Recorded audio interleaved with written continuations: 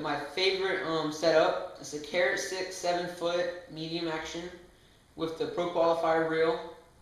I picked this up for I think under, the reel was 70 and the rod was 100, so that's 170 bucks. My all-time favorite rod. I have IBRC and stuff like that, and those are just overpriced. Okay, this is a great rod. Pick this up. I'll definitely recommend it. I use it for everything, all around rod. If I ever go to a pond, this is the rod that I'll bring. I use crankbaits. I throw worms if I have to. I throw everything with it. It's definitely a great rod. I definitely pick it up. And it casts farther than these right here.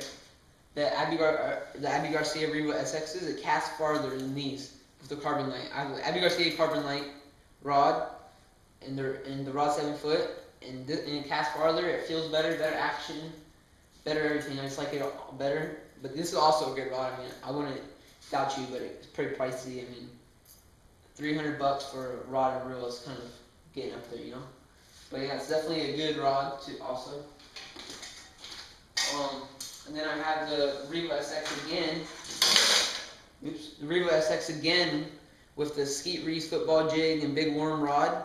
This rod is 7 foot 2 inches. It's a medium action. Also a great setup. Personally, I like this one better than the carbon light. It's lighter and feels better. But so yeah, that's a great rod too. I use this one for jigs. And then I have the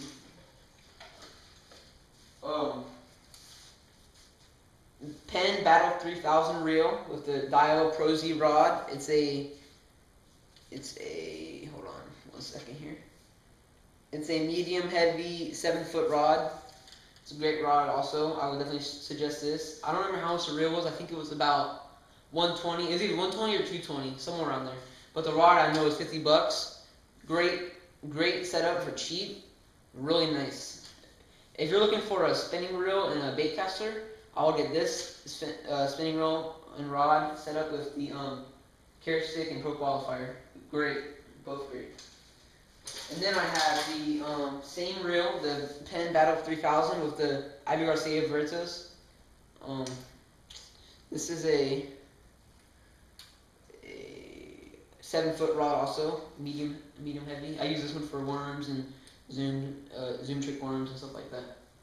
Definitely also a great rod. Then I have the Shimano Corrado with the Berkeley lightning rod. Also a great setup. I actually found this reel on the side of the road with a rod, but the rod is all cracked up and messed up, so I had to get a new rod. So I just went out and bought a cheap one that I thought looked nice and felt very good. So I picked this up. 40 bucks for the combo down on the side of the road, so I mean, I'll keep it. And then I have the this is the rod that I use for shaky heads and such. It's a, I don't even know, Shimano Carbo Max. I don't really use it that much. I rarely ever use it with the Pro Qualifier reel. It's pretty good. Really friendly. That's why I use it for the shaky head. It has a great action.